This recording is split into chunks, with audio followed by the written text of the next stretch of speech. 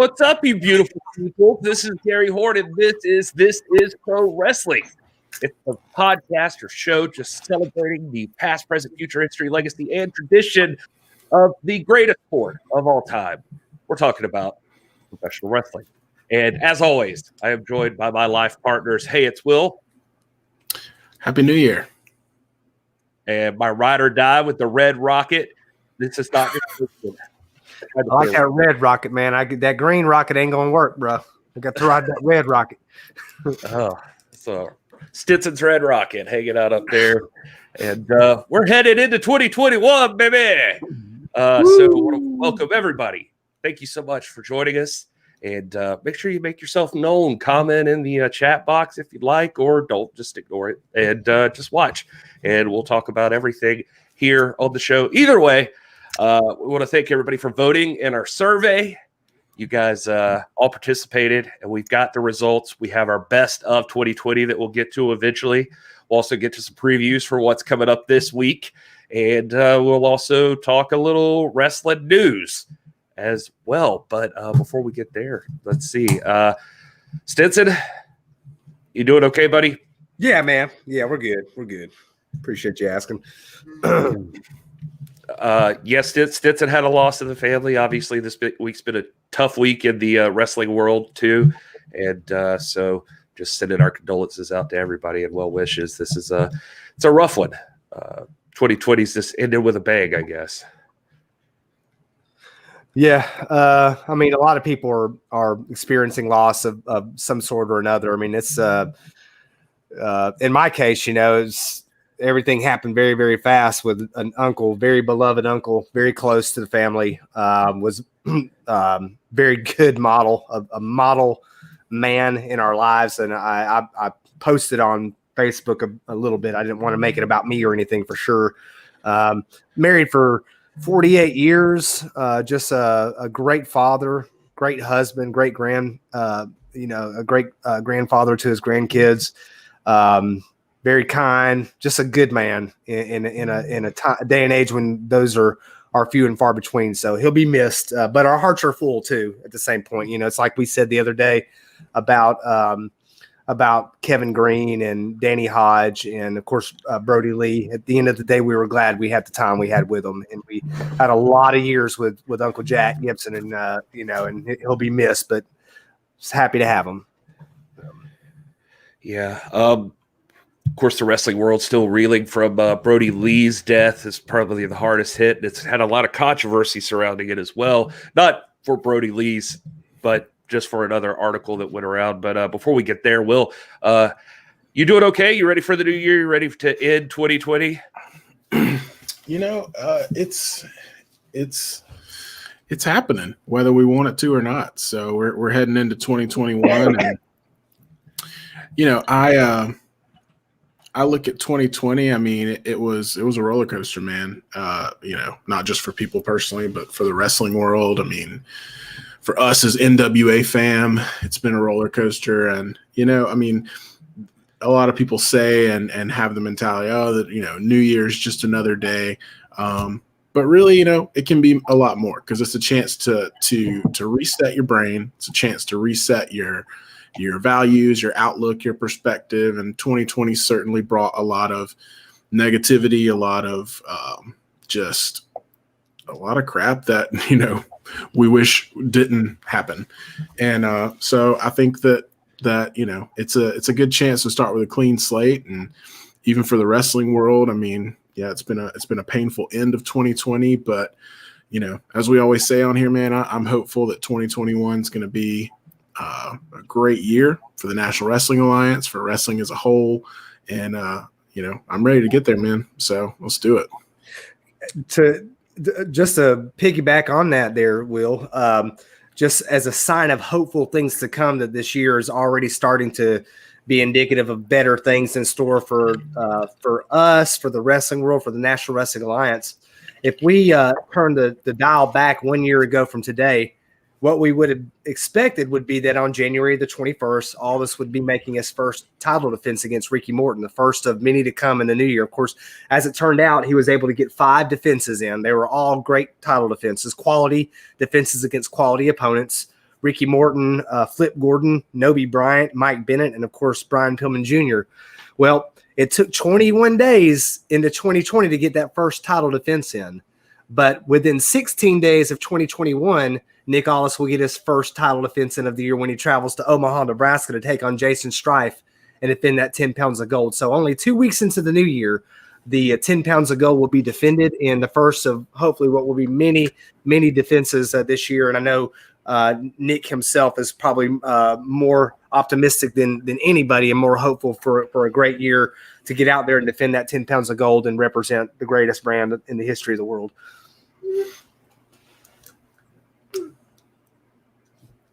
You're muted. Why do I keep doing that? I don't know. You're an amateur. It's like every time Rob talks, I'm just sitting over here cussing at him, and I don't want to hear it.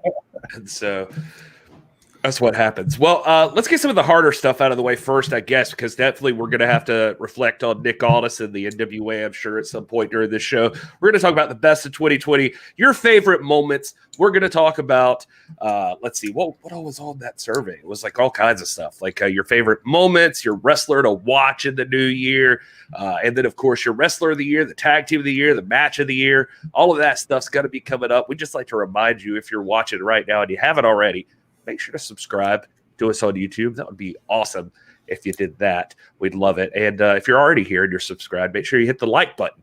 All this stuff helps us get in front of more and more people. So if you're a member of our Discord, and if you're not, what are you doing with your life? Because you should be. The Discord had a lively discussion a little bit last night. We always have lively discussion. We get into it. We get out of it. We have fun. We post stupid pictures sometimes. Whatever. So the Brody Lee thing brought up a lot of thoughts. I would say one of the best parts to come out of this, if you could say something like that, is just to see. We kind of talked about this on Wednesday. Was that his legacy is such that like there were so many wonderful things said about this man. It's like the amount of respect he had from his peers, which says a lot about it. You know, we talked about on Wednesday, on Sunday, not even that there were no negative comments, just how many people went out of their way to say good things about him. You know, that's a whole other level of support for someone. And so that was cool to see. And I hope somebody's like scrapbooking this for his kids or something, you know, like just so they can see how loved he was. And of course he'll have a tribute show, AEW, doing a wonderful thing, putting all things on hold, storyline wise, and they're just having a tribute night for Brody Lee tonight, which is very cool. Everything wasn't all sunshine out of that.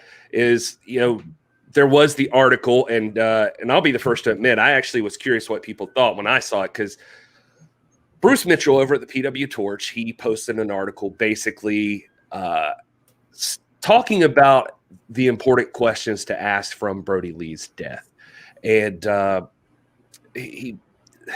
won't read the full article, but essentially in it, he goes into how if it was COVID related or if it had any connection to COVID whatsoever, then, you know, essentially this could be important to note.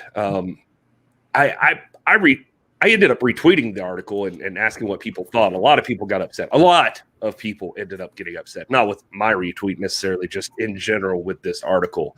And, a lot of people, I think, took it as he was insinuating that there was some sort of a cover-up in AEW for like what really happened here and that sort of thing. I think Dave Meltzer even dug a little bit deeper into it, and I think he and Bruce are even close. But he dug into it to find out more detail about the situation. I think part of the hard part with Bruce's article too is it wasn't actually asking those questions like he did any digging necessarily. It was a commentary on why these questions would be important. I guess all of that to say that it caused a firestorm, which ended up today to lead to the dismissal, or maybe it was late last night, of Bruce Mitchell from the PW Torch, where he's been for 30 plus years. Wade Keller issuing a comment on that and saying that this was not run by him. I was listening to his hotline actually before we went on here, and he said in 30 plus years he's never had an article posted on his site that wasn't run by him first, that wasn't discussed with him. And for some reason, this was the first time it happened, and it would, of course, be this article. So he's a little thrown off by the whole thing, but it ended a 30+ year relationship with Wade Keller and Bruce Mitchell. Anyway, the firestorm occurred and that sort of thing. On Discord, somebody mentioned that they weren't sad, and I know I'm, like Rob says, I'm filibustering here.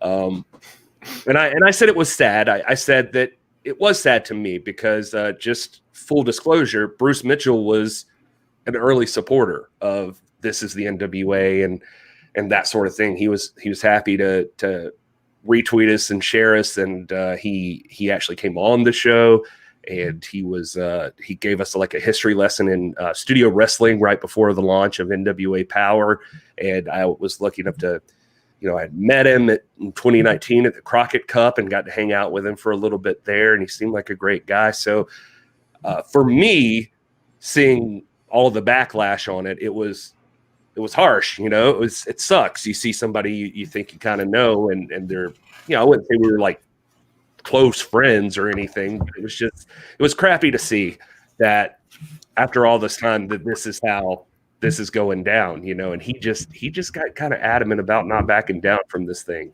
And Wade ended up pulling the article. Bruce ended up reposting it on greensborosports.com or something like that. And so it's over there on the site, and he just got so much backlash. I think he deactivated his Twitter this afternoon.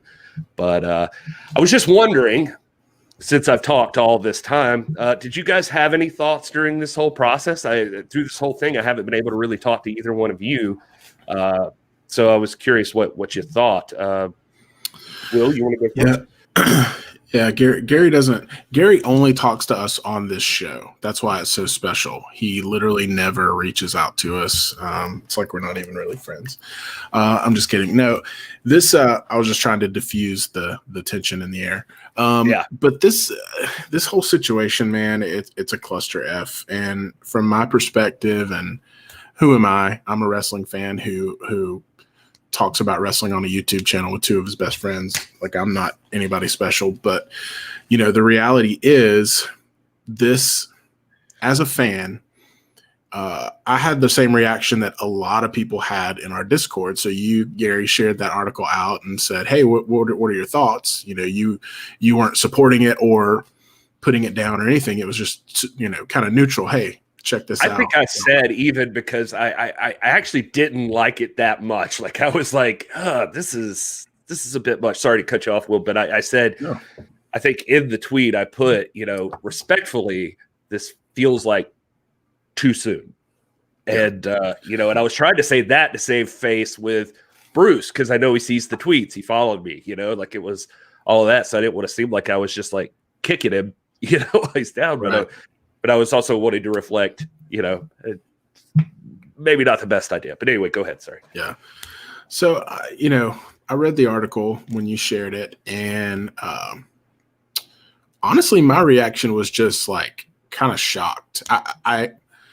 My first thought, and, you've spent more time talking to Bruce Mitchell than I have. I've never talked to him. I'm just familiar with his reporting and some of his work. But I was a little bit like flabbergasted because I was like, why would he even go there? You know what I mean? I mean, whether or not he's got a point or not, I mean, it was like 24 hours after everyone found out. You know what I mean? It wasn't even like, it hadn't even sunk in yet. It hadn't even, it still hasn't. I mean, this is going to take a while to process, and it's a super sad and very heavy thing. And to just kind of immediately swoop in from an angle like that, I was just kind of like eyebrow raised, like what's the point, And it definitely seemed off-putting from that regard. I'm like you, Gary. I mean, that's a name that is synonymous with pro wrestling, Bruce Mitchell, because he's built up clout in the industry and he's made a name for himself, and he's done some great work. But I think this just goes to show you, I mean, it's akin, and not to, I mean, we're talking about 2020 as a whole, so it's probably going to come up at some point, but even throwing back to the speaking out movement, where when you are in a position like he is in, even like we are in. I mean, we're small potatoes compared to him, but when you're in a position where you've got a platform and you've got a voice, you got to be smart.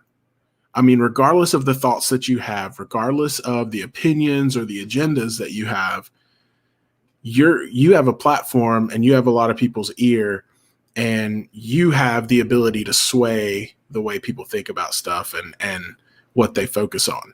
That was absolutely not a time to focus on what he was writing about. It just wasn't. It may not ever be that time. I don't know. I mean, we're talking about a man who, as we know now, was an incredible father, an incredible friend, an incredible husband, leaving a legacy of all this stuff. And I mean, what really drove it home for me, was the reaction from John Huber's wife, just basically the big F you to him, and saying, how tasteless and senseless that was in the midst of something going on, somebody who's got that big of a voice in the industry to use it for that. It was just in poor taste. And, I don't want to sit here and be like, oh, he got what he deserved. But at the same time, consequences kind of fit the action, if you're asking me, if you're pressing me. Because, I mean, we're talking about a life here. We're talking about a human being. It's one thing to come on here and critique wrestling like we do. It's one thing to talk about a storyline. It's one thing to talk about this and that.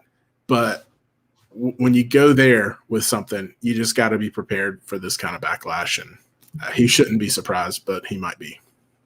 Rob, before I throw over to you, I mean, I just have from, again, I won't read the whole thing here, but John Huber's wife did post on her page and basically just describing the situation of following him, chasing his dream and being there with him, and talking about how good life feels with your family.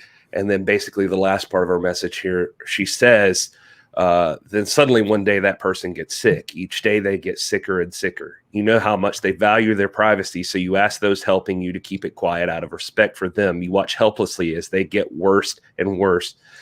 COVID test after COVID test after COVID test come back negative. You almost pray for a positive one because it would be some kind of an answer. You never get one. Then suddenly they're gone. You have to try to figure out how to imagine your future now. Then you read a journalist demanding transparency and insinuates that you're hiding something, that it's some type of cover-up, something more sinister, that you aren't serving his memory best by not offering up information you're still trying to process, as if his death was a public health hazard. It wasn't. It was a tragedy. There's no cover-up. There's no conspiracy. There was just a series of unfortunate events that ended in your world being crushed. What kind of position does that put you in when you're trying to grieve and people practically expect you to post medical records because since they were a public figure, they're entitled to all the knowledge of what happened? It wasn't COVID. There's no shame in dying from COVID, but that's not what it was. You have no answers and you're just left there. Can you just effing imagine that? And that's from John Huber's wife. But Rob, go ahead with your thought. Yeah, there should not have to be a dichotomy between the faithful pursuit of truth in journalism and just good form, good tact, and good taste. That shouldn't be contradictory. I mean, she said it perfectly. First of all, there's no shame in dying of COVID and of wanting privacy if that were to happen. I mean, I lost a very close relative just yesterday. I'm still trying to wrap my brain. I'm not blaming anybody. I mean, we coexist in a world now where vaccines are not. We live in a world where you can get sick, you can contract things, and every day that we live, we're taking some form of calculated risk, and people shouldn't have to be criminalized or shouldn't have to be there shouldn't have to be a stigma attached to that if that were to be the case. But in this, she's saying it wasn't COVID. Who cares? What if it was COVID? It doesn't matter. We are and she says that in the message too, yeah. Rob. She says there's no shame in it being COVID. It's just that's not what this was. And even and if I don't have anything against Bruce Mitchell. I don't. I mean, he's been he knows his stuff and he's been at it for a long time. And again, he's always been nice to us. So I don't have anything in it. But we've been in a position. And I don't want to come in here and again beat around the bush and go down rabbit trails, but we have been fortunate through this platform to develop relationships with a lot of people that we respect and that have knowledge. You know, we built relationships with Thunder Rosa, with Brian Rosa, with Zicky Dice, with Nick Aldis. And in the pursuit of those relationships, there's a trust that you build. And in the process of that, you know, when people feel like they can trust you, they begin to share information with you, expecting it to be protected. That, hey, I'm sharing this with you, not as journalists, but as people that I trust. And the way you prove that is that when it's given to you in confidence, you keep it in confidence, which we've always done that. We've been in a position multiple times to put news out, to be the first to get the headline or to get the scoop. And we've not done it. Why? Why would we? Why would you put a story out if it does not further the business? And that's what I'm trying to scratch my head on. Is like, what interest did this Bruce Mitchell article serve? How did it contribute positively to anything other than to lay suspicion on the family and on AEW when you're looking for devils behind rocks and there's not anything there that necessarily has to be there. A man got sick, a good man who proved to be a good father, a great entertainer, a great husband, beloved by his peers, respected by his colleagues, universally respected. You haven't heard a bad thing said about him. If the worst thing that happened is, hey, the guy got COVID and they wanted to keep it private because they don't want people to connect dots, and so what? I'm a professional educator. I do that every day. We protect confidence. We protect people's health every day. When people tell us stories, hey, this kid got this particular condition and you're privy to that information, we sit on it. It's not my business to tell. And just because Brody Lee was a superstar doesn't mean that every single aspect of his life belongs to the public. It doesn't. He's a human being and a father. And again, I'm not attacking Bruce Mitchell at all. I'm just saying, look, if it were me, it's not my business to put out there, you know, that this is a man who's got a kid that's going to hear this being spoken about, a wife who's in pain and desperation. Where is the humanity here? You know, during this, and what benefit does it serve the wrestling community to make the insinuation? And that's all that it is. It's just an insinuation. It's just, hey, what if is really this? And there's, you know, have we gotten so distrustful and so suspicious of one another during the Trump presidency? And I voted for Donald Trump. I'm not going to apologize for that. But have we gotten so distrustful during the last 4 years of each other that we have our viewers dropping all of a sudden? That we just have to assume that everybody's deceiving each other, everybody's got some kind of hidden ulterior motive? Why can't you just be a guy that got sick, man? He just got sick. He got sick, and it's tragic. And tonight, AEW is going to do something beautiful for him. The whole wrestling world, including WWE, has stood up and has paid tribute to this wonderful man in his life and his family. And why can't that be enough? Yeah, you know, I can only speculate that I can tell you this, what I know about listening to Bruce Mitchell for as long as I have. He's a crusader, man. He's always like on the lookout for what's the word? Just unfairness and cruelty in the world and that sort of thing. And so he I think it got the best of him this time. He just assumes. I mean, we're dealing with a different animal with AEW than we are WWE. He's been on the forefront of like attacking WWE over like the situation in Saudi Arabia when he thought some injustices were going on there. He's been on the cusp of things like racial issues in the WWE that he's found that are, he finds distasteful, I guess, and that sort of thing. So he's always like looking at that and feels like WWE's covered up many things in the past. He's always been trying to dig on those things. And so I think it just... Yeah, I mean, we have got to I'm not defending it, by the way. I'm just saying. No. And I have nothing against the man. I only glanced through the article just to kind of get an idea. I didn't find, on my initial read of it, I didn't find it that distasteful until I started seeing like his wife's response to it. And I'm like, oh, you're right. I didn't think of it that way. And I guess my whole thing is like, we have got to quit ascribing motives to people that we might have. You know, we dealt with a situation the other morning on social media when we were talking about Nick Aldis's 800 days. And one of the comments was made, oh, you're only saying this because he's been nice to you. I'm like, well, maybe he's nice to me because I respect him. Maybe it's the other way around, you know. Maybe you're mean to him because he blocked you. I don't know you. You don't know me. Don't ascribe motives to me that you might have.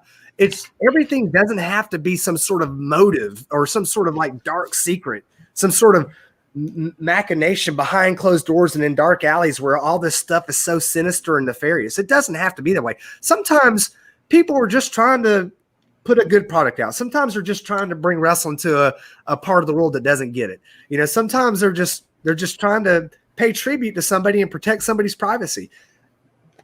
We got to get out of the business of ascribing motives to people. That's not sound journalism if there's not meat behind it, you know.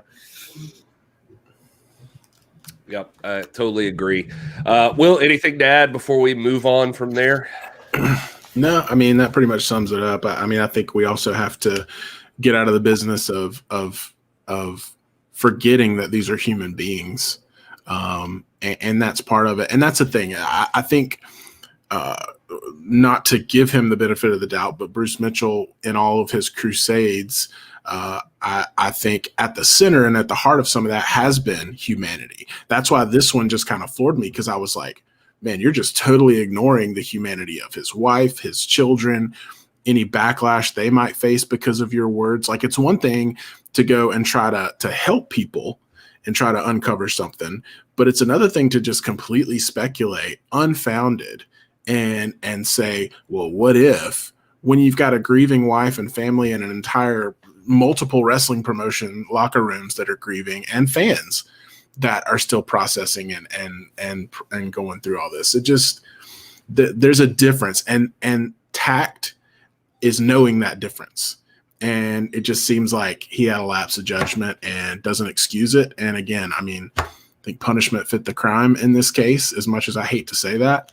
And as much as I'm, not for cancel culture or whatever, but I mean, there's got to be standards set. Well, there's a whole other level to it. When you hear too, even from Wade Keller, that this article was posted without going through the normal process of what they require on their site and that sort of thing. Yeah. And of course, I'm sure had it been less of an impactful article, it probably would have been forgiven this time. But, but there's also no attempt, it seems like, on Bruce Mitchell's part to apologize for it or take the L and admit that you messed up or anything. So that's not helping either. So, it's unfortunate. That's what I wish would happen, Gary. I wish he would, because I don't think really, if you read the article without the hindsight or the context of getting the wife's response and hearing the social media backlash, at no point did he ever insult Brody Lee or at no point was he disparaging towards him or anything like that. I don't think that he was trying. Again, I'm not trying to ascribe motives to him either. But since the, when it comes to something like this, the fans can't be wrong. You know what I mean? The fans are, you can't be wrong when it comes to an outpouring of support and love. And like Will is saying, don't forget the human aspect. I think it would go a lot way, like Kerouac is saying right there. If he simply said, look, I was trying to just put out something in the interest of safety. I didn't mean to insult him. I apologize. I want to retract it, and it won't happen again. If he did something like that, that would go a long way towards being diplomatic. And I'm not saying everybody's going to buy it all at once. It takes time, but you'll find that people are very, very forgiving. They're very forgiving. Generally speaking, people usually have a way to rebound back and to make their way back. Even, and we should have learned that from speaking out, where people who were called out have done their penance and have made their way back into the squared circle, and you did your time. And that doesn't mean that that you're now castigated forever, but show some compassion and show some sensitivity. I think, it would go a long way if he were to say, look, I spoke out of turn here. I didn't go through the proper process. I was trying to jump on this in the interest of public safety. That would sound a lot better than to just ignore it and just dig in and say, you know what, this is the hill I'm going to die on, and it is what it is. Yeah, it sucks too, because it's AEW, and they have not, thus far, they have not earned any reason to doubt them as far as their intention. I don't think they've been pretty clear.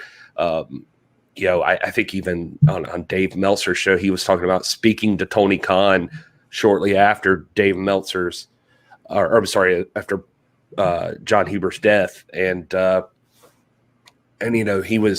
they were talking about what would happen on AEW, and then like he said, literally that conversation happened at like 10 p.m. And he said the next morning at like 5 a.m., Tony Khan had messaged him. This is Dave Meltzer saying this, that he messaged me and he's like, I've just been up all night. I just rewrote everything. And we're just doing a tribute show. And that's what we're doing. He's like, screw the storyline. Let's do something for him. And so he, it's clear that these people cared. He was part of the family there, and this is different than, I get it. WWE's done some shady stuff in the past, but I don't think that you have to treat these as two different entities. And I mean, even in the case that it was WWE, maybe still too soon on all of that stuff. All right, well, we'll move on from the heavy stuff and talk about some other things. Do you guys want to hear what Impact voted for their stuff of the year real quick? Yeah. Oh, some news. X Division Star of the Year was Ace Austin. Tag Team of the Year was The North.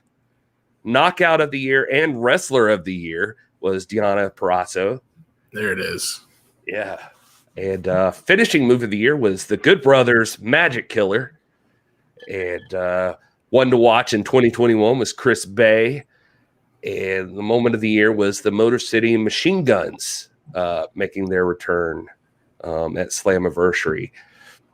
And anyway, Rob, did they give totals there, like who finished runner-up or anything like that? Because I'd be like, they don't. You know what? Actually, I didn't read this all the way through. It says Moment of the Year, the Motor City Machine Guns, Alex Shelley and Chris Sabin, Eric Young and EC3 return, and the Good Brothers and the former Heath Slater debut at Slammiversary. So it's like, I guess Slammiversary. Yeah. Moment of the Year, our entire main pay-per-view. Right. Let's see here. So they're still building up for Hard to Kill. If you guys aren't familiar with that, they've announced Kenny Omega and the Good Brothers will be on Impact next week. So we might finally get Kenny Omega standing in the Impact Zone. All the images that we hope that they'd get for themselves. And they'll be going on to face Rich Swann and the Motor City Machine Guns at Hard to Kill on Saturday, January 16th on pay-per-view. So we'll be looking for that one. MLW's coming up. Hopefully you stay with us, but we understand if you got to go over to MLW. It's going to be their last show.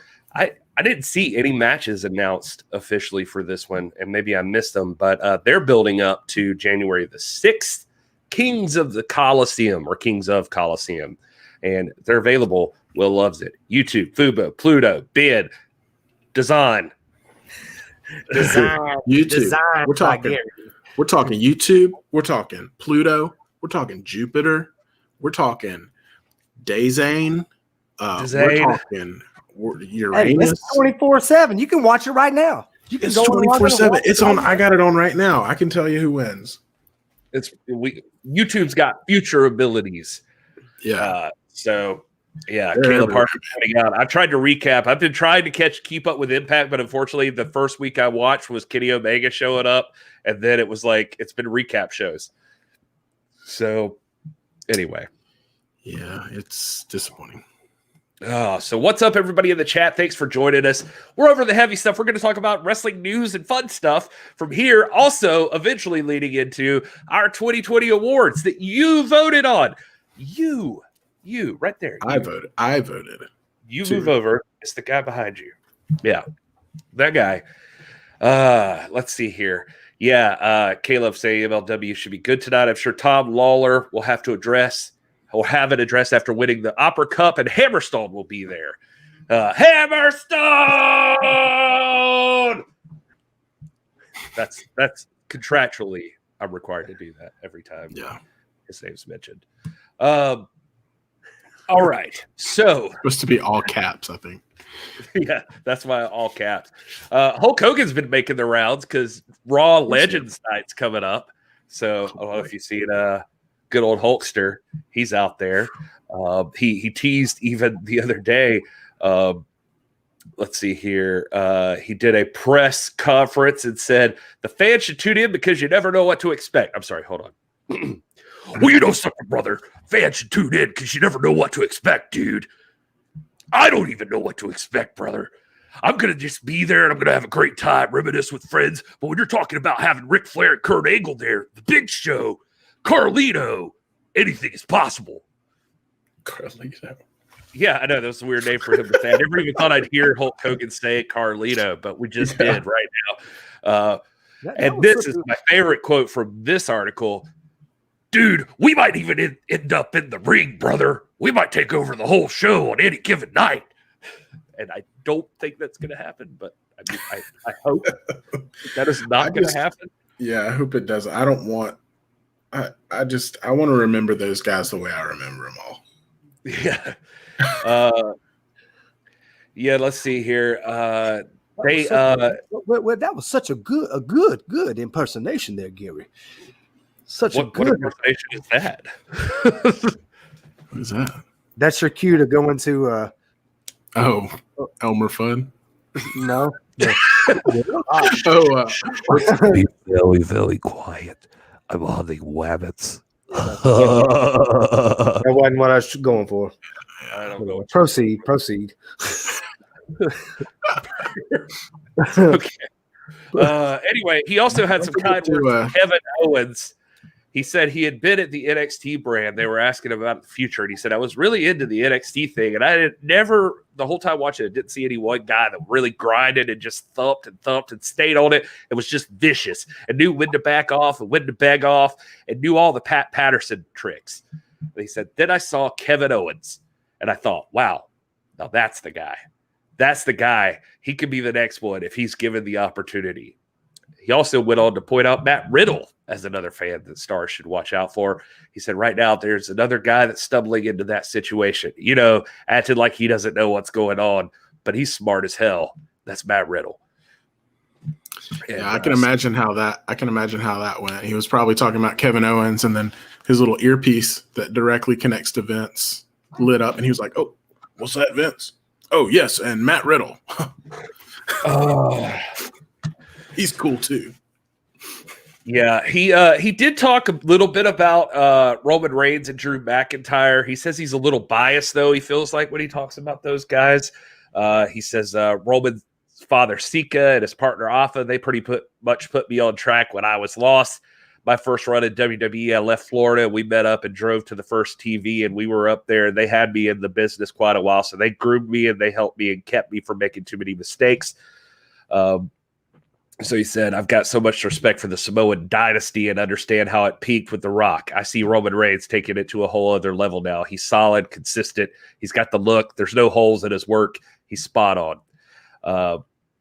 Then he just talks about Drew McIntyre, just got the look of the tiger, the eye of the tiger, and the body of a god, he says. He talks about both those guys being hot stuff. He did get voted on some poll. India Today apparently voted him the greatest Hall of Famer of all time. But he said while he was flattered with that, he says, I gracefully accept and acknowledge that compliment because it means so much, especially coming from my peers to say that. The guy who is my hero, who I think is the greatest wrestler of all time, though, that's Ric Flair. And so I appreciate the comment, but I have a different opinion about who's the best wrestler, the greatest. It's always Flair. It's in his blood. He laid the groundwork. He raised the bar that no one has ever been able to follow as far as work ethic. So big words for Ric Flair from Hulk Hogan. So yeah. Bet that wouldn't have happened in the 80s. But and Matt Riddle and Ric Flair and Matt Riddle. I will tell you, Flair on many occasions has returned that favor, although, Flair has always been jealous to guard the fact that he's been the greatest in-ring worker, and you can debate that. People will say Bret Hart and Kurt Angle and some others. He will always tell you that Hogan is the greatest promoter of the business ever, and he's always had, here in these latter years, has had very kind and gracious words. It's good to see the two, giving props to each other, though. It really is, because you're right. 10 years ago, 15 years ago, it wouldn't happen. Well, Willie Bowen is in the chat asking about how about we talk the 500th episode of Championship Wrestling from Hollywood. 10 years David Marquez celebrates at over at UWN, CWFH, whatever you want to call it. And I actually, if Willie, if you check out the podcast or on this channel, you can find the fast count, which I did for the 1228 episode, and it has what happened? Sorry, my computer just went haywire. It has the Ring of Honor show, the CWFH show, and Monday Night Raw, all in one episode, and in 30 minutes. Covered them all, talking about every single one of them. But That's impressive. Hey, thanks. And oh man, if you missed Ring of Honor or CWFH, I can recommend CWFH this time around. They were really good. Hold on, I gotta see. That's professionalism. Just for Willie Bowen, I will say that the main things that happened, there was a Jordan Clearwater defended the Heritage title against Beef Candy's Richie Slade and lost the Heritage Championship to Richie Slade, which blew my freaking mind. Wow. But after some interference, he ended up losing the title. I hate that because I like Jordan Clearwater a lot. So Richie Slade is the new Hollywood Heritage Champion. Dan Joseph fought Levi Shapiro for the TV title, but then it became a handicap match, and it was just too much for Dan Joseph to handle. And CeCe Chanel and Ruby Reyes took on Heather Monroe and her manager, Austin Body, and Heather Monroe and Austin Body ended up getting the win. That's what happened on CWFH. But all fun matches, by the way. It was this good show. But by far, as always, my favorite show this week has been Ring of Honor. And it's just a fantastic show. If you guys haven't watched it, I swear, watch Ring of Honor. It's on Fight TV. This week's episode is a little looser than normal, but it's funner than hell is what it is. And it's just they got the Young Lions, or not the Young Lions, that's New Japan, ROH Dojo guys. There's a tag team match at the beginning. If you like solid tag team action, well, then you would like this. These four new guys tag teaming. They do the great contextual building of the feud, or not feud, but just talking about them. There it is, the gift from Rob Stinson. I always keep it within arm's reach, Rob, wherever I go. That and this at all times, man, at church. That and this beautiful Christmas card here didn't have any money in it. I was like, oh, but I got a nice little card from Rob. The money's not in there. Oh, you gotta check Natalia. You gotta check with Natalia about that, man. Oh, okay, she did it. She did it. There, bro. Rob, I know Will hasn't had a chance to watch any wrestling. Rob, did you watch Ring of Honor yet this week? No, man. I had this. The last 2 days has been really, really tough at the Stinson house, man. Yeah. And there were opportunities that I'd hoped to seize upon, but we've just been tired and worn out. Just it's been an emotional roller coaster. But I wanted to get some today, but it just didn't pan out that way, man. I will. Yeah, I was able to kind of get. I wanted to get on social media today and see. Check in on my girls, Lindsay Snow and Maddie Rinkowski, Jasmine Allure, and Burt Vixen, and see highlights from their awesome showing last night at Dark, because they're doing such awesome work there and getting some good exposure. But I have not watched anything in its entirety in about 3 or 4 days. So I hear you, buddy. And no, I mean that's the way life goes sometimes, and that's why the fast count exists if you ever want to catch up on some of it. But I will say Ring of Honor still worth it. The main event is it's called a Christmas surprise 10-man tag team match. If you like the Briscoes, they were named the captains of their own teams, and they're wrestling for a Christmas bonus. And so the show is just basically, besides that one match, it's Jay and Mark Briscoe going in and opening presents under the tree, and they pull out a name is what's in the presents, and that's who's on their team. And so very, very cool. It's they end up just having a 10-man tag team match at the very end, and it's just fun. It's just, it's not for many stakes except their Christmas bonus, I guess. But the just cool. And instead of stats, Rob, as they walk down, they show what their Christmas list is. And that's critical to know. That's critical information.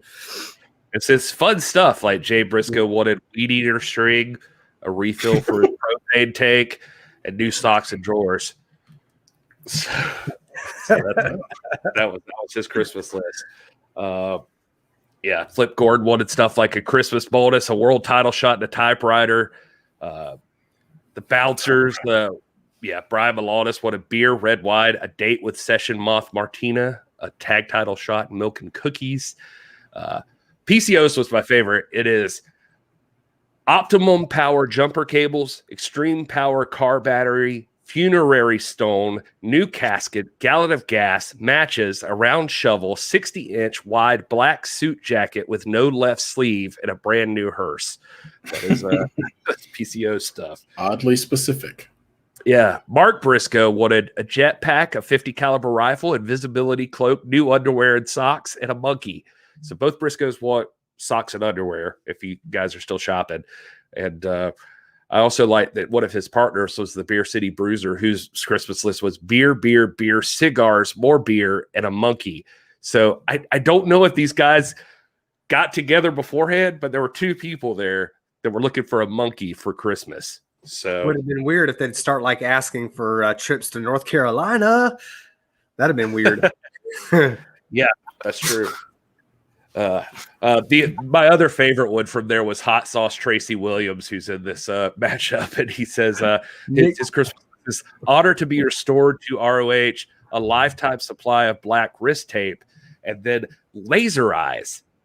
And then he goes on down the list to specify that means surgery to make my eyes shoot lasers. Laser surgery. Yeah. He also gets my vote for best ring nickname of the year. Hot Sauce boy. That's what I'd be, boy. If I'd be Hot Sauce Robbie Roode, man. Hot Sauce Robbie Roode's jealous. Oh man, I like that with Hot Sauce. Lindsay Snow is great. Caleb Harvey, I totally agree. She lost to Penelope Ford on Dark, and that would be my biggest complaint. Is I'm tired of seeing people lose on Dark that I like, especially a Lindsay Snow. It's time. Look, guys, she don't need, she's not enhancement talent. Lindsay Snow won Bloodsport. She's legit. She's got the look. She's got all the tools. It's time to push this woman and get her into those positions. This is the girl who took Thunder Rosa to her absolute limit, not once but twice. It's time. It's time to recognize the greatness that Lindsay Snow is. I'm just telling you. And there's several more Mission Pro alumni that are just like her. So let's let me tell you what, they turn it up Penelope Ford and these others and give these girls the push they deserve. I'm telling you. These girls are turning it up on AEW Dark. I am telling you, man. If you get a chance to watch Dark this week, Maddie Rinkowski takes on Leva Bates. Maddie Rinkowski is murdering it. I shot her a message today to say, man, I just got to tell you, you are freaking killing it on AEW Dark. It's ridiculous. Just because I'm like, I'm sure she's hearing it everywhere, but if she needs encouragement, my God, Maddie Rinkowski is just destroying. But Vert Vixen's match is really good this week too, against Anna Jay, I believe. Yes. Or is it Anna Jay? Yeah, I think it's Anna Jay. No, it's not. Anna Jay was. Yeah, Anna Jay accompanied her to the ring. She had the move of the night. Now, Maddie had the entrance of the night, but Anna Jay or Vert Vixen and Lindsay Snow are tied for the move of the night. That slide she did into the corner. Oh, yeah. That was freaking dope, boy. That was dope. You're right. That's the best way I could say to describe it. It was Vert nailed that. That's what I'm saying. They're turning it up on Dark. These girls are ready to get signed. They're showing out. If you follow Mission Pro Wrestling, if you don't follow Mission Pro Wrestling, you're missing out. Title Match Network. Got to get on that. Catch up on Hell Hath No Fury. And what was the next one? Talking about a tournament out of hell. And Tournament out of hell, and then run it back. Yeah, run it back, and then wishes granted coming up. Wishes granted, which will the podcast will be represented there. I know my man Ryan Romano is going to be there too. So, that's coming up February the 6th, I think it is. Help me out, Ryan. I think it's February 6th, and we're going to get to see all kind of stuff there. You're going to see Holodead and Genocide finally lock horns. You're going to see Thunder Rosa and Sienna, Allison Kay in the steel cage. You're going to see Shaw Guerrero versus my girl Rachel Rose. And there was a freaking fire promo that just dropped that bomb like a yeah, it's going to be awesome, man. Dude, it's so good, and you will never look. And what I love too is you don't see like support like that from a wrestling promotion like Mission Pro, just as proud as they are of those girls getting on AEW Dark and just backing them up and promoting them on another show. You know, just it's cool to see just like support of the talent as opposed to being selfish about it and that sort of thing. But yeah, really, really good. Also Dark, if you missed it, there's a great waiting room segment with Matt Sydal. There's a poor Teddy Limelight. It was where she's like she's talking about, they make fun of him slipping off the top rope, but then he's just like, yeah, but I bounced back. I've started winning matches. And he like starts naming who he's beat. And I forget, he's like, names the first person, and Britt Baker's just like, yeah, I don't know who that is. And he's like, and then I beat Danny Limelight. She's like, that's not a real person. And then she's like, he just kept naming it. And she's like, no, I don't think that's a wrestler. But anyway, it's really good. Britt Baker she's awesome. She's priceless, man. Britt Baker's priceless. She's like so cringe where she's the girl that you just love to hate, man. I love her, man. And they really needed that on AEW. You didn't realize they needed that until they had it, and you were like, oh, this is what was missing. Somebody like this, the sarcasm and the snarkiness and just that kind of heel female, it's just added so much. It has, and as obnoxious as Rebel is in the background, just laughing at everything she does, celebrating everything she does. It's fun. That's part of the business, man. That's good stuff. But yeah, there's some great matches on Dark this week. Can't recommend that enough as well. And Ryan Romano, of course, pointing out how sweet will it be seeing La Mera beat the holy heck out of Britt Baker. Yeah, it's coming. Oh, it's coming. I promise you. Caleb Harvey wants the Dynamite or waiting room on Dynamite, and yeah, that's another thing that's got to be coming. I mean, it's I don't know. Except it's part of what makes Dark must watch for me. I mean, it's one of the things I look forward to every week on Dark. Props to Rock says it. That was the other name I couldn't think of. He was just like, I beat Christopher Daniels. She said, everybody beats Christopher Daniels.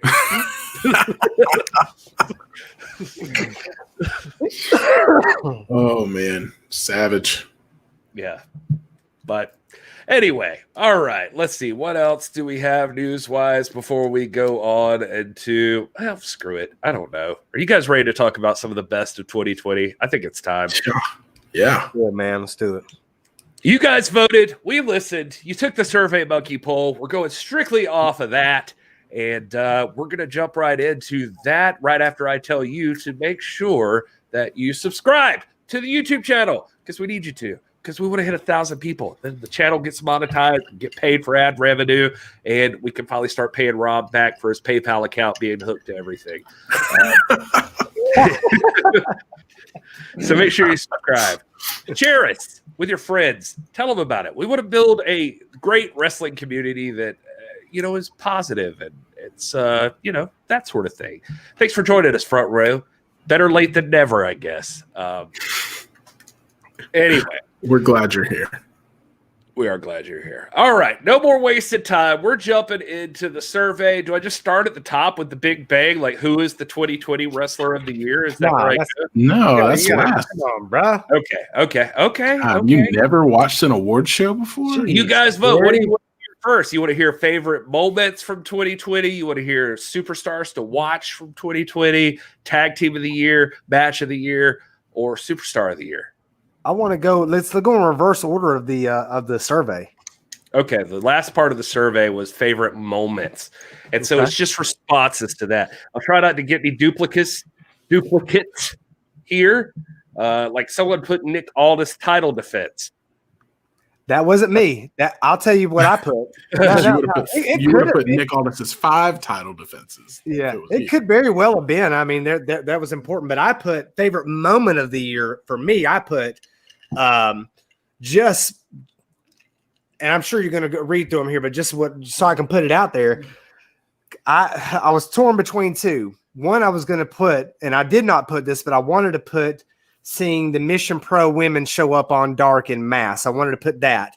But what I finally settled on, because I thought this represented Mission Pro as well, was Lindsay Snow winning Bloodsport. Winning Bloodsport. That's what I put. I saw that here in the list, and I was like, that's Rob. Lindsay Snow winning Bloodsport. Against Allison Kay now. Against Allison Kay. So let's play this. Let's play this game, Gary. Which one do you think is mine? I'm gonna say it's gonna be a tag match.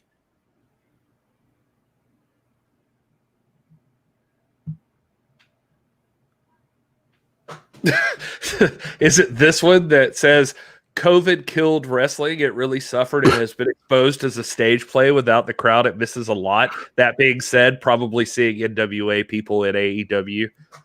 No, that was not me. That is definitely one of them. I am not that long-winded. I'm going to guess, Will, that yours is, well, here's the thing. I'm going to say Thunder Rosa showing up on AEW to challenge Hikaru Shida. Mm-mm. That was a good one. That is, and that was our third place. That was our third place winner. You're overthinking it. Just read the list and then think about what you know about me. Well, I think what you said was our second place winner. Okay. Yeah. One. Let's see. Hold on. I'm going to count it real quick. One.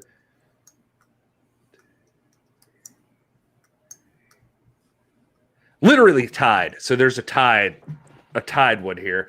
So tell me what happened on March the 12th, because that's one of these, and that's throwing me off. March 12th is what somebody said. Rob's probably got it in his notes somewhere. March 12th. Hold on. That was St. Patrick's Day massacre at MLW. Front row's favorite moment was seeing Stinson bend the knee to Rachel Rose. That was a good one. I was up there. It's up there for me too. Oh, man. Ryan Romano says that's mine. COVID killed. That was you, Ryan. You said COVID killed wrestling, and it was the NWA. Or you might be talking about the other one that you thought was mine. Oh, Roxas says MLW is not on. So if you were tuning into MLW, go tweet it out. Tell everybody to come over here and hang out with us.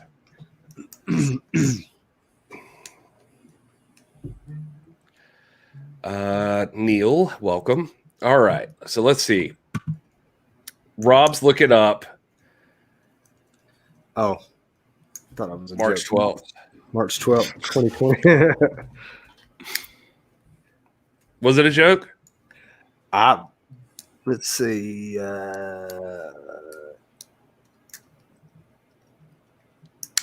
Finn Balor versus Alexander Wolf. Huh, of course.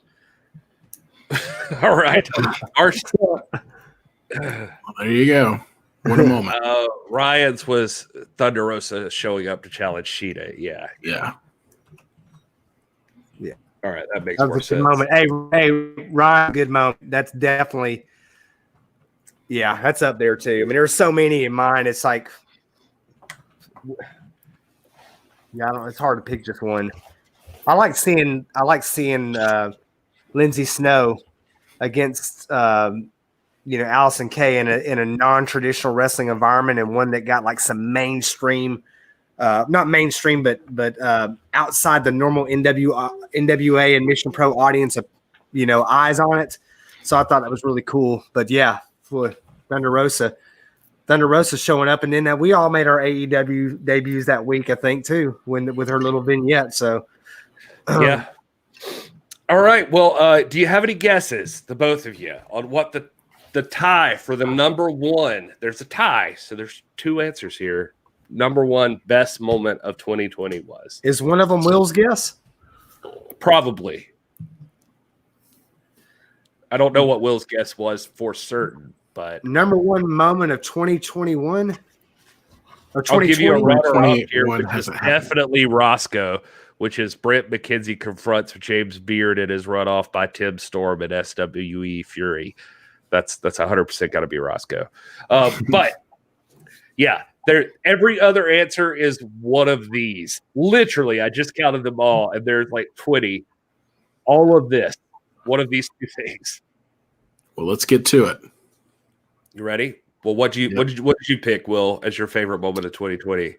Mine was Sting returning to TNT, to AEW. That's it. That is one of the number one favorite moments of 2020 is Sting's return to the ring.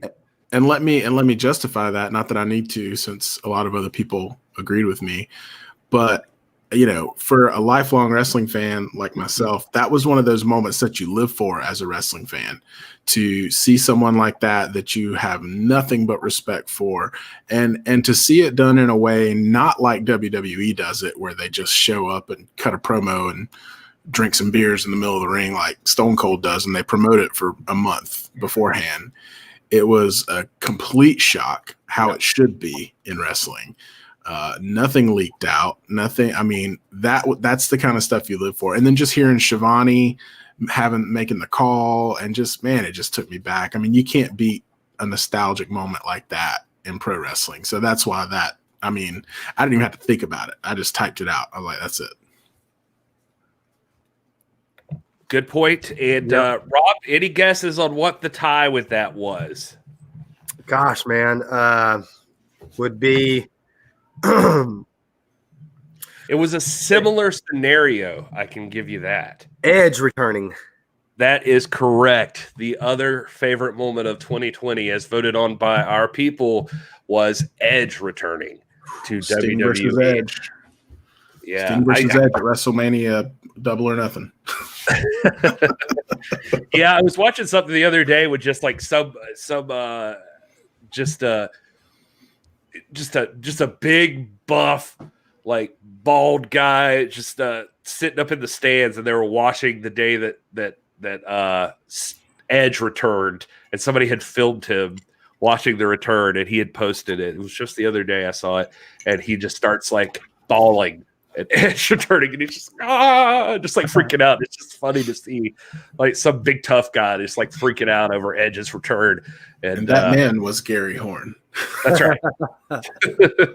It's amazing though, when you listen to all these different options that people throw out, and you think as horrible a year as 2020 has been, how amazing is it to be a human being and to enjoy pro wrestling? All these great events that happened this year in spite of 2020, from Thunder Rosa showing up in AEW to Nick Aldis and the Mike Bennett 10 pounds of gold thing that we got to be part of was awesome, to Lindsay Snow and her amazing work this year, to the Mission Pro women showing up, to Kenny Omega turning heel and winning the belt and becoming, one of the coolest guys, to Sting, to Edge, to Drew McIntyre and Roman Reigns. I mean, we had no shortage of great moments this year. I mean, really, really, what a year that does not need to be repeated, but also in a lot of ways, one of the great years too, when you think about what was accomplished and what happened and what we got to experience in spite of everything, man. What a great country. Yeah, I don't know if it's on that list, but it just jogged my memory, Rob saying it. But the Roman Reigns heel turn as well. I mean, that would stick out to me. The moment where he's sitting there and Adam Pearce is having him sign the contract, and it pans out and you see Paul Heyman. I mean, that was a cool moment, man. That was a memorable moment. That's one that when you look back on the career of Roman Reigns, and when they make his Hall of Fame induction vignette, and when they make his documentary 10 years from now on the WWE network, that's gonna be a key moment in that documentary. Yeah, and then the Undertaker retirement, we were sitting here doing a quote unquote watch along, and we were all in silence, just sitting here on live, just sitting here, just taking by the emotion of the moment. What a great moment that we, again, it's been a terrible year, but I'm thankful we were here for it, Yep. to experience some of this stuff. I got to hang out with Ryan Romano, man. We shut the bar down in Buda, Texas. Don't lie about it, Ryan. You know I'm telling the truth, baby. Man, I heard Ryan Romano get wild out there. Woo! So, oh boy, I can't see. I'm Part of me looking wants to come around. to, I'm looking around. I was like, "Where's Tanya?" And I look over there. Tanya and Ryan's at the bar. I'm like, "Huh, what?" She's like, "Oh no, you gotta go ahead, bend your knee. I'm out here hanging with Double R, Ryan Romano. That's what we call him. His buddies call him Double R." So, oh, okay, Double R. Yeah, I've thought about coming to one of the Mission Pro shows, but Rob was just like, "Man, you go be out all night if Ryan's there, so don't even try." Like it's just he's crazy. Let's do this one. Who is the superstar to watch? Like who's that? Like this is not the superstar of the year, but like who's on the come up? Who's the person coming out of 2020 with the most steam? Like they're just on fire. see, I misunderstood this question, man. You missed it? I misunderstood the question. When I read that, I didn't read it as like who's going to be the breakout star of 20. I read it like whose year is 2021 going to be. I didn't read it. So when you phrase it that way, like that completely changes my. I don't feel like that should change it. Like I feel like that's kind of what I'm saying. I don't look at Kenny Omega or Nick Aldis as breakout stars, but I think 2021 is going to be their year, and Thunder Rosa. If you're thinking like who is going to be the one that's going to finally. So which one of those did you pick, Nick Aldis? I picked Aldis because I thought coming off of the 5 defenses. Nick Aldis here. What's that now? I saw Nick Aldis here, but that wasn't my pick for what you picked. Well, if the way you framed it, if it was going to be, hey, who is going to in 2021? Who's going to be household name? Who's going to have the biggest breakout, bust out, awesomest year of anybody? I would have said Chris Dickinson, the Dirty Daddy. Sadly, I don't think he's on this list. And you know what else? I mean, if we had to pick a winner, like who got the most mentions here, it would be, maybe I just worded this weirdly, because it would either be Drew McIntyre or Thunder Rosa. And so those are the people that got mentioned the most, it appears. So like that would be like who is 2021 is going to be their year. And I could totally see that for Drew or Thunder Rosa or Aldis. But then if you're saying like who is going to be like 20, this is the year that they're really coming out and are going to be big time. They're going to reach that pinnacle of superstardom. I would say, it's going to be the Dirty Daddy. Yeah, and if I had more time, truth be told, I did this last minute, and I was just trying to throw something together because I wanted people involved in it. I wanted our listeners and our people who view the show and hang out in the chat, the community, to be a part of this. So I wanted to get their opinions. But yeah, I mean, there's literally one here that says Thunder Rosa only going to get better, barring something catastrophic. So there's Thunder Rosa's mentioned multiple times. I mean, Roman Reigns is mentioned in here as well. Now, what I was intending is maybe somebody not already on top that you thought coming out of it. So maybe I could have been like Rookie of the Year, and I almost did use that, but I didn't.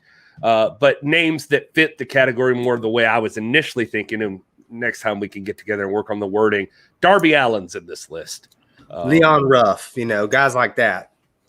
Danny Limelight's in this list. Orange Cassidy. Zicky Dice is in here in a couple of times. Jordan Clearwater is in this list. I see Danny Limelight again. Miranda Gordy is mentioned. Keith Lee is mentioned. Hammerstone is mentioned. Mike Bennett is mentioned. Cameron Grimes is mentioned. La Rosa Negra is mentioned. There's Darby Allin some more. Jungle Boy is in here. Sami Zayn's in here. And Rob, you'll be happy to know that Lindsay Snow is also in this list as well. Good. Good. Yeah. So all of those folks were mentioned at least a few times in there. Who was your name, Will? I said Mike Bennett, and I know that was a little off the wall, but I where I'm coming from with that is, and I kind of read the question both ways. So breakout star, yeah, not necessarily a rookie, obviously, but somebody who's going to rise to a level above where they've ever been, and I think that's Mike Bennett. I think he's gonna.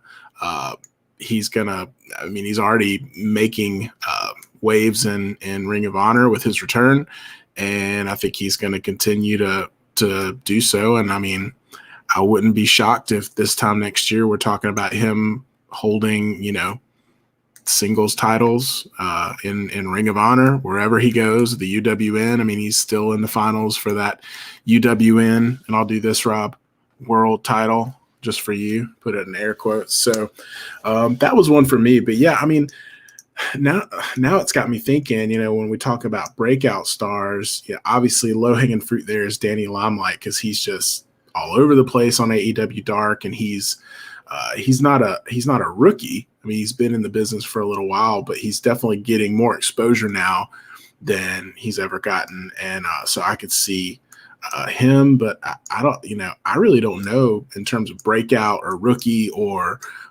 things like that, who I would put on that list, except for, a lot of the Mission Pro ladies that we've talked about. I mean, those are definitely, Maddie Rankowski for sure.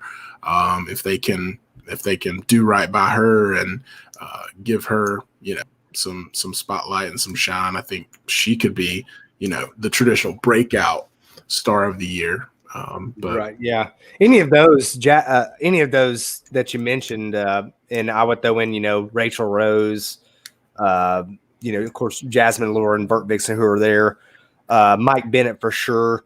To me, it looked like when I was reading this question, I had thought about Mike Bennett too, but I was like, well, this is an established guy. He's got, he's already legit and already, I think, has that main event sort of gravitas about him. And in a way, I guess so does Chris Dickinson too, but I really wasn't aware much of him. I'd heard about him, but we really got familiar with him this year. And then there are others too that we got to know through Championship Wrestling from Hollywood that could have a great year. Jordan Clearwater obviously comes to mind. Danny Limelight, guys like Ray Rosas, who's been around for a minute. The Bodega, there's a lot of names out there, but Lindsay Snow, of course. But for me, I mean, the one who ended the year like with nobody can beat me, not even John Moxley can beat me, is the Dirty Daddy Boy. You know what I'm saying? Because when they faced each other in Bloodsport, it was about as even as it gets, man. It was fantastic. Yeah, I will point out John Stallman talking about Colby Carino might be a breakout star in 2021. We're a fan of Colby Carino. He's been on the show. He's been on that NWA Circle Squared. So Colby's great, man. I wish the best for that guy. I see Peyton Royce here, Zicky Dice from Front Row. And there's a lot of people to keep an eye on, but I just wanted to get a feel for like who people were paying attention to. The next thing I'll talk about is let's do this. Let's do match of the year before we get into the tag and the singles wrestler of the year. The match of the year. It came down to quite a few. There was close for a little while. There were a lot of, I wrote this one last minute too.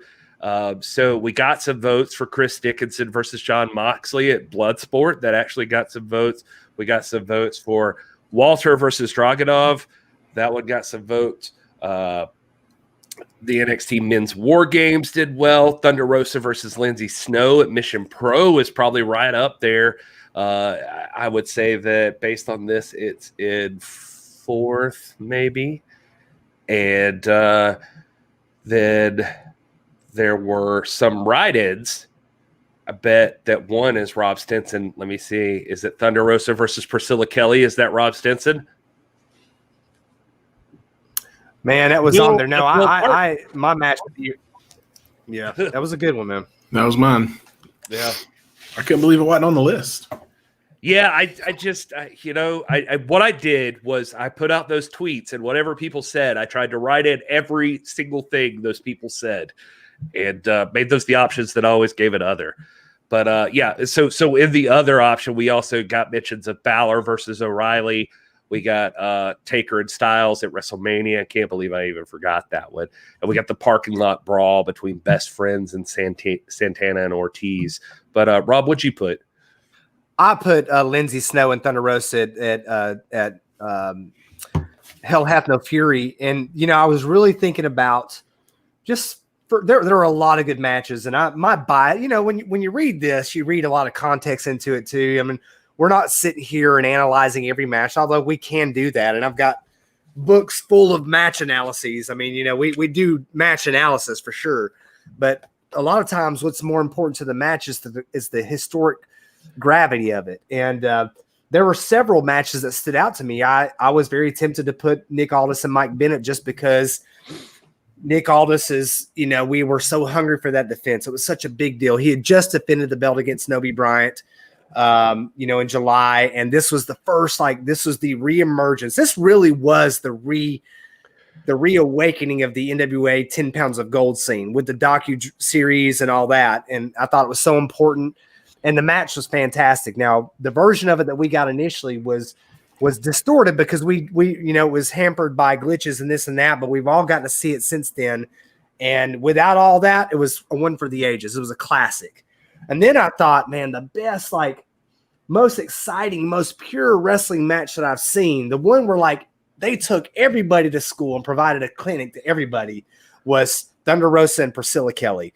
That match was from top to bottom. It was epic.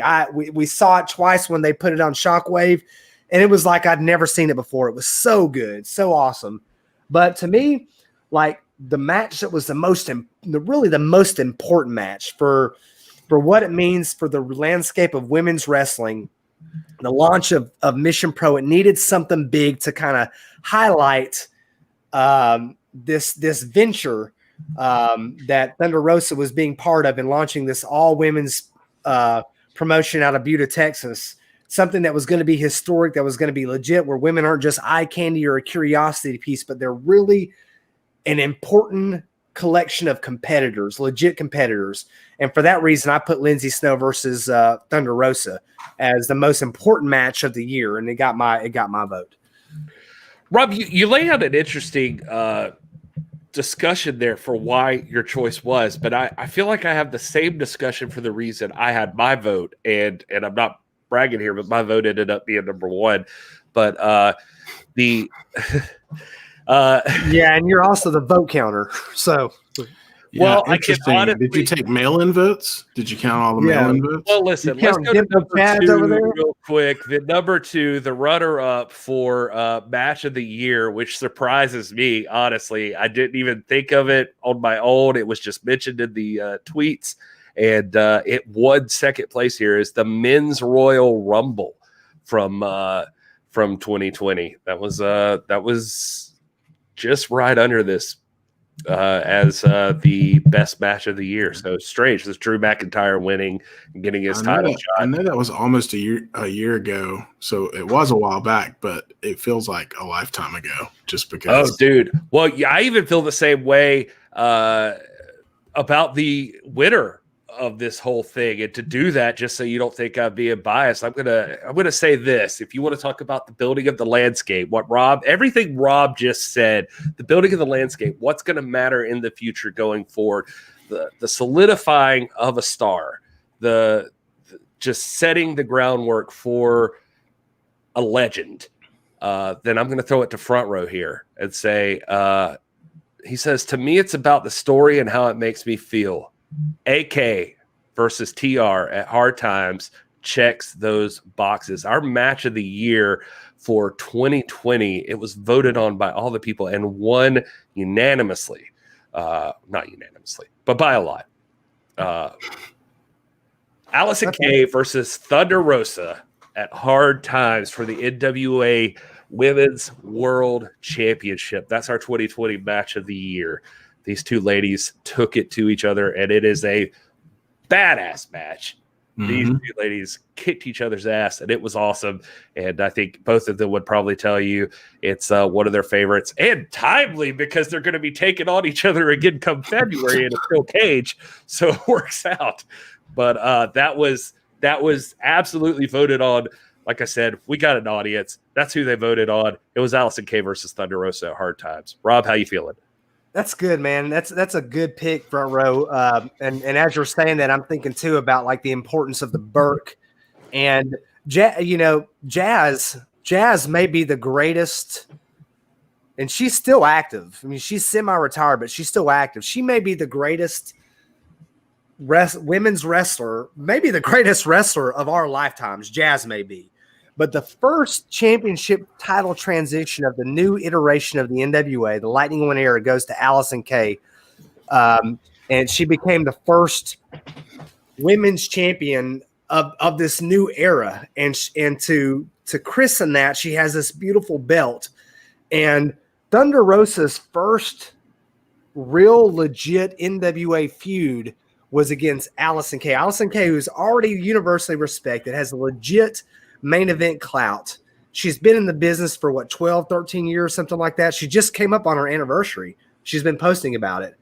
And then and Thunder Rosa, to have this passing of the torch to Thunder Rosa that led to this great destruction tour, one of the greatest feats in the history of women's wrestling. That's only possible because of Allison Kay versus Thunder Rosa. Allison Kay set that in motion. And so you have to look at it through the second and third intervening events that led to the second and third order consequences, and so that was a really important match too. So that's a very, very, very intuitive pick there, front row. Front row. Glad to see you on board with it, Rob. Will, any thoughts about that match? Just since it's our official 2020 best of. No, I mean the I guess deficit that I face in terms of that is that I became an NWA fan after that. So I didn't live that with a lot of you guys.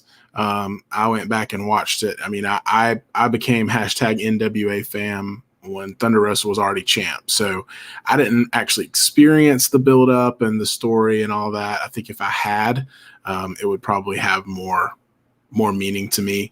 But definitely not a choice I would argue with, for sure. All right. Well, then the next thing we have up is we can go into the, I guess, tag team of the year. And so there were a lot of options here. I dropped in as many as I could think of on my own. We got some write-ins. I can't tell you. We'll see how we match up with I say we have an audience. Let me just tell you right off the bat, just amazing to me. Not amazing like I didn't expect it, but it's just funny. Is the Young Bucks were on that list, and they received a grand total of 0 votes for tag team of the year. 0 votes, Young Bucks. We definitely have a type. So that did not happen. Others in the list here, we got to write in a couple of write-ins for the New Day. So that did happen. I didn't put them on the list, so that occurred. Next in line would have probably been the Gorillas of Destiny. Did get more votes, and then I would say Bailey and Sasha, Hangman and Omega look like they about tie down there. And then I also this is it. Then it just goes. It goes up, and I'm going to say this because the third place is the Street Profits from WWE. They got third place. This is by a hefty margin that everybody just went to these top 3 teams. So it's the Street Profits. And then by 1 vote, number 1 vote changed the outcome of the tag team of the year. So in second place is the North. The North. And I thought I was going to have to make a double poster because I thought the North was like going to be tied the whole time. They were up until the last minute when I was I was doing but then I voted. And my vote counted double. I'm refreshing it right now just to see if anything's changed. But it doesn't. I didn't know late voting now. I didn't put We'll take that junk to the Supreme Court, bro. Ain't no late voting. So the North is in second place. Congratulations to the North. Can you guess who the number one tag team for our audience would be? No. Oh, sorry. Oh gosh, wrong page. I'm so sorry. I'm sorry. I need to go back a few pages here. Yeah, go the ahead. Sea Stars. 2020 Tag Team of the Year is FTR. Oh, there he is. Also the PWI Tag Team. Oh, look at that. See-through. That is beautiful. Look at that. It's gorgeous. That's way prettier than this. Limited edition magazine right there. The see-through edition. And it even sees through me. That's what's wild about it. Yeah. Crazy. Well, congratulations. There can't be any doubt about that. Yeah, FTR is definitely the number one team. Rob, is that who you voted for, by the way? Yeah, it is. And I had some others up there. I thought, I know they haven't been as active, but I thought, to me, one of the perennial great tag teams is the Briscoes. They're fun. They get it done in the ring. They're always entertaining to watch. But FTR, I mean, you can't. I'd just be foolish if I just ignored win-loss record against quality of opponent. They've dominated. They've just had the best year. They put up the best resume of any team. This is one of those ones where it's like, man, when you get to a subjective question like who's your favorites and this and that, that's not what we're asking. We're asking like whose year was this year? And even though they didn't finish the year with the belts, they dominated 2020 like no other team did, and FTR deserved this accolade for sure. Well, I know this is your area of expertise, and I know you felt pretty strongly the FTR would be the team. So tell us about it.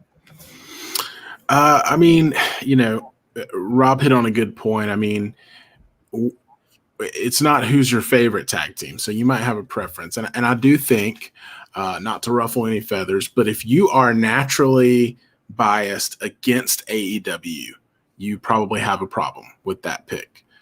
But if you were to remove promotional, boundaries and things like that, and you were just to look at tag teams across the board and their level of visibility, like Rob said, quality of opponent, strength of schedule, and all those factors when you're looking at rankings and stuff like that.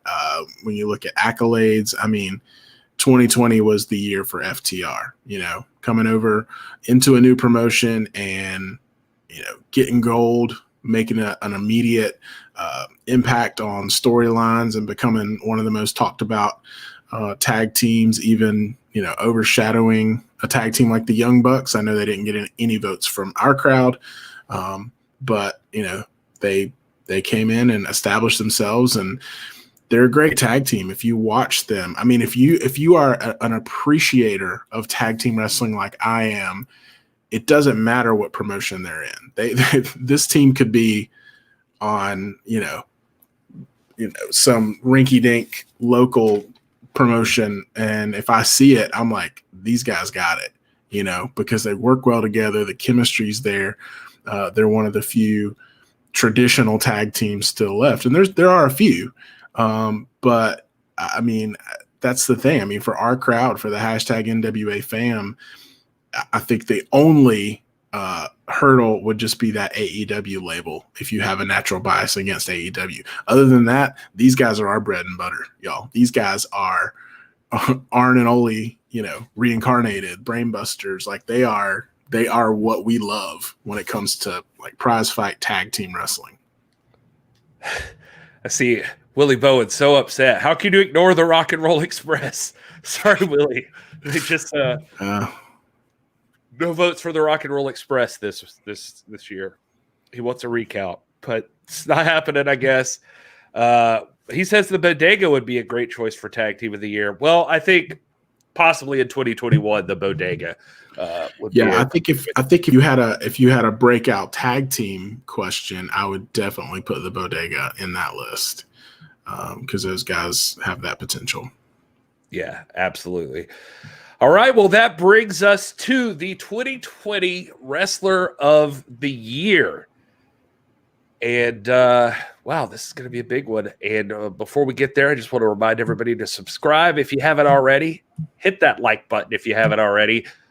We love you guys. We're grateful for everybody. Just make sure you subscribe to the channel, listen to the podcast, just everything. Just let us know what you think. And we try to build this community around you guys. We want to have the best wrestling community, and you're a part of it. You're laying the foundation right now for it. Positive, just interactive wrestling community. And Ryan Romano already guessed the Wrestler of the Year for 2020. It was John Cena. No, it was not. It was not. Willie Bowen guessing NWA World's Heavyweight Champion Nick Aldis. Rock says it's Drew. And a third right wing says the final boss, Asuka. Duh. Rob, who did you pick for the Wrestler of the Year? I'm just curious. Well, there, I always have to preface my answer. I can't ever give you just a straight answer. So, several in there, man, would do it. I think anytime, Aldis did not have the in-ring time that he would like to, but he still finishes the year with one of the great statistical achievements in the history of wrestling, something that's unheard of today, and that's reaching that 800-day milestone. And every day that number keeps going up, and so that's a big deal, and that's worthy of consideration. You also got to think of like Yuro Shirai over in NXT, who's arguably considered one of the great wrestlers in the world currently, female or otherwise. Hikaru Shida had a fantastic year. John Moxley, Chris Jericho, and Kenny Omega both had fantastic singles years. But for me, the standout wrestler of the year, the one who hustled more, who did more, who kicked more tail, who, ultimately, and this is, I see you, Rock says, and I told you I'm not going to be objective here. We all have context and biases, and at the end of the day, just the amount of just in-ring work, she appearing everywhere you look, there she is. Even started her own promotion, did not put herself in the tournament because at the time she was holding the most prestigious championship in the world with the Burke. And for me, you cannot minimize the importance for the NWA, for women's wrestling, that the year of Thunder Rosa has meant in 2020. And so my Wrestler of the Year vote went to Thunder Rosa. Interesting. Will, is that where you landed as well? Yeah. I mean, I can't look at a list like that and think that I couldn't just in good conscience. And Rob put it well. I mean, there's going to be bias. There's going to be things. We're the hashtag NWA fam. And if that's you and you are truly paying attention, even during this hiatus and kind of pause and restart of the National Wrestling Alliance, if you're keeping up with everybody on the roster and what's going on, I don't see how you could vote against Thunder Rosa. If you are primarily an NWA fan like we are. Now, I can rationalize anyone on that list. And I can say, okay, well, if you watch more WWE, obviously a Drew McIntyre or a Roman Reigns or somebody like that, that's going to be more prevalent for you. But, I mean, for me personally, and I think for all three of us, that, you see a name like Thunder Rosa on that list and you're like, no brainer. I think that was the fastest answer I gave on the whole survey. I was just like, there it is. There's no debating. So well, it's interesting. I saw some write-ins, like I effed up and I totally left off. Somebody wrote in Camille, so I will give her the shout out here. Somebody wrote in Camille as the Wrestler of the Year. I'm not really sure she qualifies for that in my eyes, although I love Camille. I think I saw a total of 2 to 3 matches out of Camille this year, so I'm not really sure that counts. And definitely not as high profile, I guess, She could be in that rookie of the year equation, because even though she's been around, she came out in, what was it, 2018 with Aldous there at All In and everything. But as far as being a legit in-ring training to work in the ring, she, if for nothing else, that she made an immediate spectacle impact. Like, everybody wanted to see Rosa versus Camille, and that would have sold out. And they did it. They worked. They didn't work on the stage that we wanted to see it in, but they did it. And I think even today, there's such an appeal and a mystery about Camille. There's such an awe about her that I think even now, Thunder Rosa versus Camille would command big time prize fight money, as a spectacle. So she definitely should deserve like rookie of the year consideration, if nothing else. Yeah. So before I go into the top three here, I will say that also Roman Reigns received some write-ins. I forgot Roman Reigns on the list, not on purpose. I had to redo the survey for some reason. It doesn't matter. I had to redo it, and I forgot Roman Reigns' name. So people did remember Roman Reigns, and I'm with you. Roman Reigns has had a breakout year, but my thought there with him was he wasn't around for most of the year. Let's see. The one that really caught me off guard, and before I get to third place and what caught me off guard, I just want to let you know it took 3 to 4 beers and 2 hours to discover this, but my eyes have lightened up to find that the globe icon and live are a different shade of yellow than the rest of the background. And I don't know if it's true, but I bet that it's been driving Will crazy this whole time. And for some reason, I'm about to revoke your design privileges for the brand. For some reason, you let Gary design some stuff, and he just goes buck wild. For some reason, just now, I'm like, had a sip, and I'm like, holy crap, that is way off. Like, what's happening there? What's up? First thing I noticed. Yeah, I'm missing. What? Say it again. The globe icon with the hat and the champagne bottle. Yeah. You see the square around it? I just thought that was like confetti or something. Like, hey, extra pizzazz. The square around it. It's a different shade of yellow than the rest of the. Yeah, I see it. The square around it's like goes up like through it bisects 21, goes right across. I just thought that was part of like that should have blended. Like I should have blended all that, and I didn't. I never would have. Yeah, it's right here for anybody who is confused. Right down here, there's a little yellow box that's not supposed to stand out so much. Right. And I let it. There it is. All right. So number 3 really surprised me. And just throw out a guess. Who do you think is number 3 on the list? Best wrestler of the year. Man, I tell you, I answered so quick, I don't even know that I remember everyone that was on the list. You'll never get it. It was Bailey. Number 3 was Bailey. Yeah. Okay. I mean, handily, this list there is a very clear 1, 2, and 3 here by numbers, and Bailey is number 3 on that list. So, congrats, Bailey. Front row saying, Beer Gary cares about colors. Whiskey Gary doesn't give a shit. Let's see. So, number 2, this is the one I thought had a strong contender for number 1, and so it did pan out this way. Number 2 is Jon Moxley as a strong number 2 candidate, carrying the AEW championship, representing the company throughout the year, and carried it well, I would have to say. So I could see Jon Moxley winning the whole thing, honestly. But the number 1, we have an audience. It's clear. Everybody in the commentary or the comments, they're guessing it. So we won't waste any more of your time so we can just get to talking about it. We got a few minutes left before Dynamite comes on. Here it is. Your 2020 Wrestler of the Year, Thunder Rosa. Yes, handily by double the votes of Jon Moxley. Wow. Number 1 Wrestler of the Year. And there she is. La Mera Mera herself. It's Thunder Rosa. You're all right. We get it.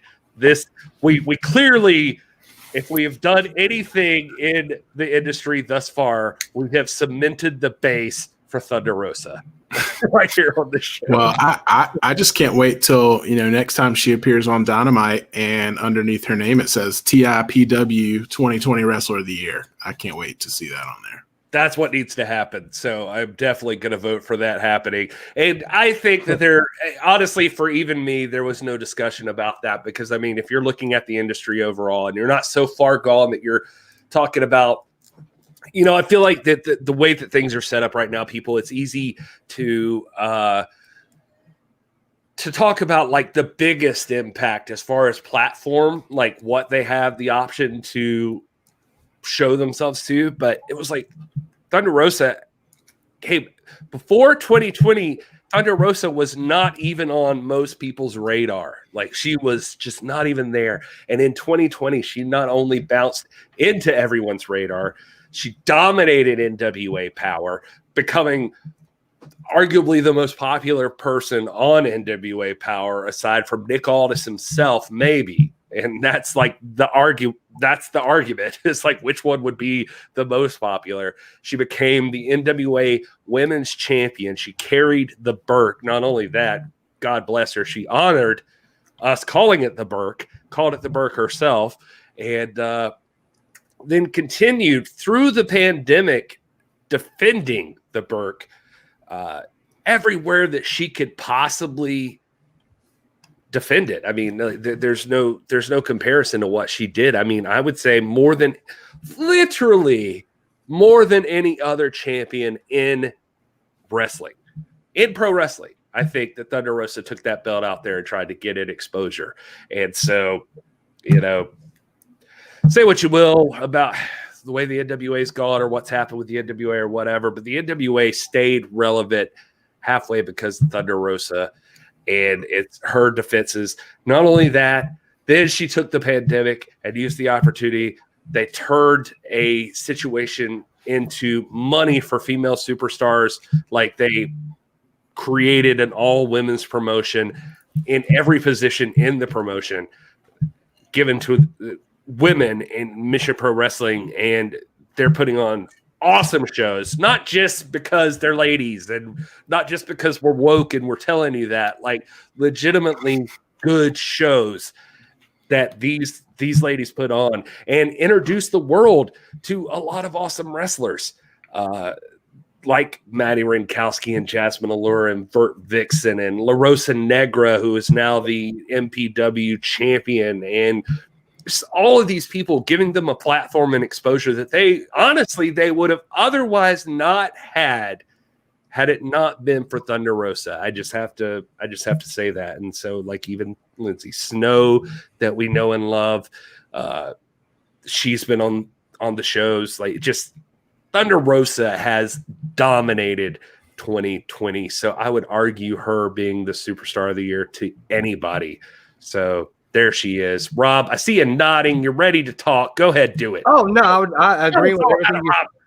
I agree with everything you said, man. I was going to tell you, go ahead and get their personal residential addresses, and I will hand deliver the plaques. I will creep through the bushes, in the middle of the night, tap on their windows, and be like, hey, Thunder. Hey, Brian, I got your plaque. Hey, Tim, might not be the best idea. Hey, Dax, Cash, I got y'all plaques, bro. Dax, I'm here in y'all bushes. Hey, Lindsay. Oh, you didn't win. I'm just out here in your bushes anyway. That's a bad idea. I'm hanging out anyway, man. Lindsay will F you up. I have no doubt about that. She will. Yes, she will. Oh, man. Will, how you feeling about it? Oh, I feel great. I mean, again, no doubt about that pick for Wrestler of the Year, and I would be worried with our crew what would have happened if it wasn't Thunder Rosa. I mean, in my opinion, she could have done half of what she did this year, and she'd still be in the conversation. So, I mean, it's again, I don't watch WWE every week, so I didn't see Drew with the belt constantly. I know that he was champion for a long time, and has kind of carried the brand for WWE, and that's commendable. But I mean, Thunder Rosa took her title, her talent, and elevated it and put it in front of more people than anyone else did on their own, without having a TV deal or something like that. So I mean, it's commendable. Hey, Allison K. Hey, hey, girl. Tap. I got your plan. Hey, Please. my man. Ed. It's your boy.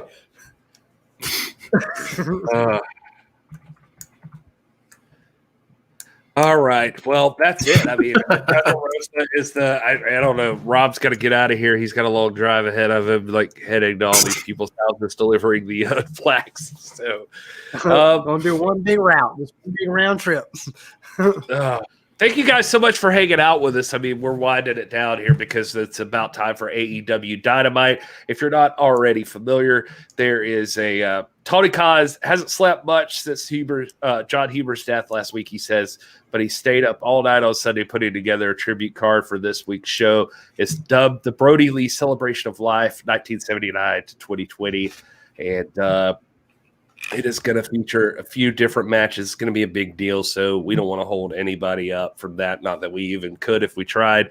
You're going to see tonight Chris Jericho is going to be on commentary tonight. Lance Archer, Evil Uno, and Stu Grayson versus Eddie Kingston, the Butcher and the Blade. Anna Jay and Ty Conti versus Dr. Britt Baker and Penelope Ford. Hangman Adam Page, John Silver, and Alex Reynolds going to be taking on MJF, Santana, and Ortiz. The Young Bucks and Colt Cabana versus Matt Hardy and Private Party.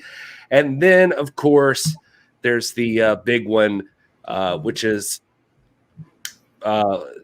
sorry, I almost lost it for a second. John Huber's sons' favorites are going to be competing in a match together, and they also know him as -1. But I love that. Yeah, his favorites will team for one night only to face Team Taz, Brian Cage, Ricky Starks, and Powerhouse Hobbs. It's going to be Cody Rhodes, Orange Cassidy, and Preston Dark Order 10 Vance. And so they're going to be all teaming up together. They're John Huber's favorite wrestlers. And so dude, if that doesn't warm your heart, bring a tear to your eye, you're probably not a dad. But that's just, man, what better way to honor a guy than to honor his kid? I mean, they knocked it out of the park. It's gonna be a great show. Yeah, totally agree. There is an NXT show going on. We're going to get Roderick Strong versus Pete Dunne, which sounds cool. That'll be probably a great match. But they're mostly building up to their New Year's Evil paper or show on. That's going to be a regular show, I think. But anyway, I imagine tonight it's going to be all about John Huber and Brody Lee, Luke Harper, that whole thing. And so we encourage you to check it out. But we're going to head out and do our thing right now. And thank you so much for everybody who showed up and being here with us and hearing our 2020 picks. And Rob, Will, anything else you wanted to add before we cut out? Just it's been a great year, guys. It's been a hard year, but we got to spend this year with you, and we won't see you again in 2020. Next time we see you, it'll be 2021. So I just want to wish everyone a very happy new year. We love you guys. We thank you for your support. We're just a bunch of guys hanging out, guys and gals hanging out, talking about the greatest sport in the world. And that's pretty good when you live in a place and in a time where you can just hang out with your buds and talk about wrestling. So enjoyed our time with you this year, and 2021 is going to be even better. So happy new year, guys. Happy New Year, everybody. Yeah. Happy New Year. It's going to be a good one. I agree. 2021 is going to be way better. At Hanswill, at This is Dr. Stinson, at This is Gary Horde. Until 2021, you guys enjoy your gravy cake.